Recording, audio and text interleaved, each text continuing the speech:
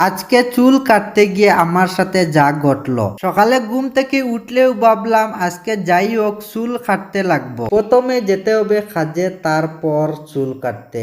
এখানে এসে কাজটা বুঝিয়ে দিলাম, তারপর আজকের মৌসুমটাও খুব বেশ ভালো নয়, তারপর রওনা দিলাম চুল কাটতে। আমরা যেই জায়গায় থাকি এই জায়গায় কিন্তু চুল কাটতে একটা মহা মুশকিল, কারণ আমাদের এখানে কোনো ভালো মানের সেলুন নাই। এখন আমাকে যে সেলুনে দেখতেছেন এই সেলুনটা নতুন করা হয়েছে, তাই এখানে আমি ট্রাই করতেছিলাম আমার পছন্দ মতো হয় কিনা। সেলুনটাও পছন্দ হয়নি, তারপরেও কি করব, যেহেতু আর কোনো অপশন নাই। তো ওখান থেকে সোজা চলে আসলাম আমার সাইটে আসতে না আসতে চলে আসলো বৃষ্টি। তার কিছুক্ষণ পরে বৃষ্টি থামলো, আর বৃষ্টি থামার পরে আমি যে চলে গেলাম অন্য একটি সাইটে, যেখানে যাওয়ার কথা ছিল আরো একটু আগে। তো এখানে আসার কিছুক্ষণ পরে আবার যখন ঘরে যাইতাম তখন আবার